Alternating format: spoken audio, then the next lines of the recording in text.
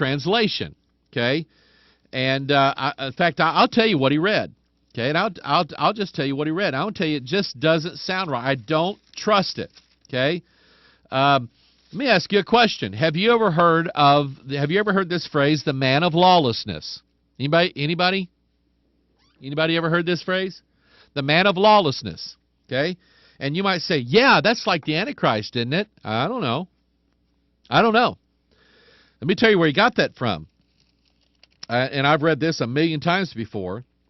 Let no man deceive you by any means, for that day shall not come except there come a falling away first, and that man of sin be revealed, the son of perdition.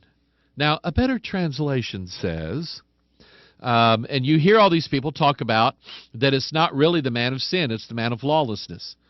I don't trust that. I don't know why. Number one, well, it's not the King James. I don't trust that phrase. I really don't. I think that phrase is misleading, and I think that the rise of the Antichrist is going to use all of these variant translations of the Bible and take advantage of the confusion that it brings to hide himself from his true identity, and that is the man of sin. And I'll tell you what I really think, okay, because I'm in my little safe room here that you don't know where it is. You can't get to me unless you visited us here recently. But anyway, I'll tell you what I think. And now I've forgot what I was going to say. But anyway, I think that those who believe, study, read, memorize, and try to live by and rely on the King James Bible, I think these people are going to see a Jesus rise up. And we're going to know from the Scriptures, this is not him. That's what I think. Okay? I think that we who know the King James Bible are going to be able to properly identify and recognize the true Jesus and the fake one by their description given to us in the various Bibles. That's what I think, and I'm not afraid to say that. You ponder that for a while and you pray about that. Very quickly, Brian says, good afternoon, Mike. November 12th, opening day in Waxhaw, North Carolina. 2, can't wait for back straps. You know what that is? There's a piece of little tender meat that runs right along the spine of a deer, and you cut that off, and you could just about eat it right then. I mean, it is tender, good-tasting meat. Brian, I actually had a guy tithe on back straps. He went to Colorado and killed this great big old mule deer and brought me a couple packages of back straps, and they were good. And you know what? He did this before he got saved. He got saved right after that. He's in heaven now, and I praise God for it.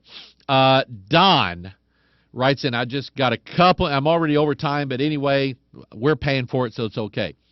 Don says, hi, Pastor Mike. You might find this interesting, a book called The Nephilim Chronicles by Fritz Zimmerman, a heathen who compiles some 300 descriptions from newspaper archives from the Ohio River area of giant skeletons and the mathematical precision of the burial sites themselves, weapon technology and armor that doesn't fit into any public education, historical indoctrination. Somehow it draws a conclusion that they are Cro-Magnon men. I have heard things like that, and the chronicles of those who came into America moving across the country said they found giant bones. I believe that, okay? I just haven't seen any reliable pictures of them yet, but we'll keep looking.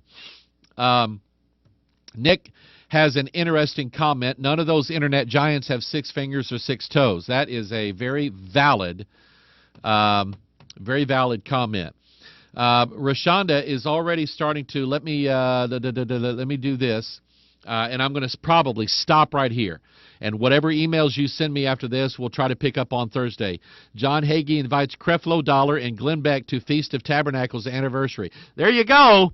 There you go, right there. Okay? I don't need a whole lot more than that, but you can send it if you want. I like you. And I love you, and I hope that you love me. And I am clicking on things right now. Where is it? Where is it? Here it is right there. Now you know I'm serious. Okay? What happened to my face? I wasn't done. Okay? There we go. Good to be with you today. Had a good time today, and I hope I was a blessing to you. You are always a blessing to me. As the world grows darker and people become worse and worse and the world waxes worse and worse, let's remember to love one another. Let's remember to care about one another. Let's remember to pray for one another. And if you have if you've just got something serious in your heart and you want to share it with me, send me an email or call me on the phone.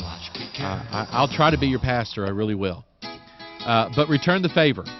And pray for me as well, and pray for our ministry and our church, and pray for my wife, and pray for our children. Pray for my little granddaughter that's going to be born.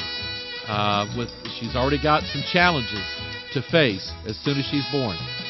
So just lift us up in your prayers, and we love you for that. God bless you. We will see you the next time. Bye-bye.